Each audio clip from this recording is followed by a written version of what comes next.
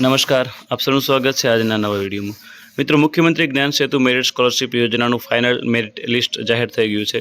જે વિદ્યાર્થીઓ અત્યારે ધોરણ 5માં અભ્યાસ કરી રહ્યા હોય અને સીઈટીની પરીક્ષા આપી હોય એ તમામ વિદ્યાર્થીઓમાંથી જે વિદ્યાર્થીઓ મેરિટમાં આવે છે એની આ યાદી છે।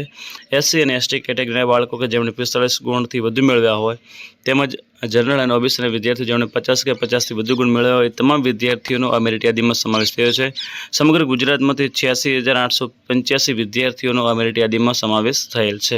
હવે જે વિદ્યાર્થીઓ મેરિટ યાદીમાં આવે છે એ વિદ્યાર્થીઓનું સીઈટીના પોર્ટલ પર રજીસ્ટ્રેશન કરવાનું છે અને રજીસ્ટ્રેશન થયા પછી એની વેરિફિકેશન થશે અને ત્યારબાદ ચોઇસ ફિલિંગ એટલે કે તમારે કઈ યોજનાનો લાભ મેળવવો છે એ મુજબ ચોઇસ ફિલિંગ કરવાનું આવશે અને ત્યારબાદ એમને એ યોજના ફાળવવામાં આવશે।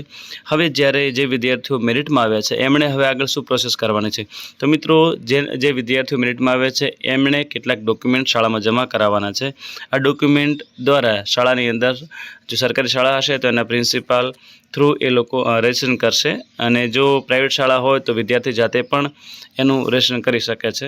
હવે રજીસ્ટ્રેશન કરવાની લિંક હું ડિસ્ક્રિપ્શનમાં આપી દઈશ, સાથે સાથે આ મેરિટ યાદી છે એ પણ હું ડિસ્ક્રિપ્શનમાં લિંક આપીશ, તમે ડાઉનલોડ કરી શકશો। તેમાં અહીં જે સર્ચ બટન છે એના ઉપર ક્લિક કરી અને તમે તમારા વિદ્યાર્થી કે તમારા ડાયસ કોડ દ્વારા અથવા તો વિદ્યાર્થીનું નામ લખી અને વિદ્યાર્થી મેરિટમાં આવ્યો છે કે નહીં એ સર્ચ કરી શકો છો।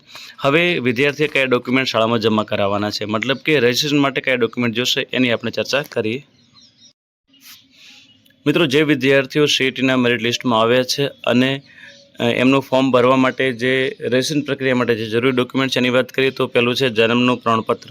તો આ જન્મનું પ્રમાણપત્ર નગરપાલિકા, ગ્રામ પંચાયત, મહાનગરપાલિકા જેમ બાળકના જન્મ સમયે જ્યાં નોંધણી કરાવી હોય એ ત્યાંથી નગરપાલિકા અથવા તો એ પંચાયતનું જે જન્મનું પ્રમાણપત્ર હોય રજૂ કરવાનું છે।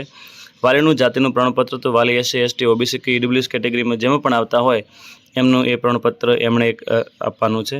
દિવ્યાંગતાનું પ્રમાણપત્ર તો વિદ્યાર્થી 40 કે તેથી વધુ ટકાવારી દિવ્યાંગતા ધરાવતા હોય તો એ પ્રમાણપત્ર પણ રજૂ કરવાનું છે, જેના કારણે એને દિવ્યાંગતાના અનામતનો લાભ મળે। જમીનદાતા બાળકો માટે તો જો જમીનદાન કરી હોય તો એ અંગેનું સક્ષમ અધિકારીનું પ્રમાણપત્ર આપવાનું રહેશે।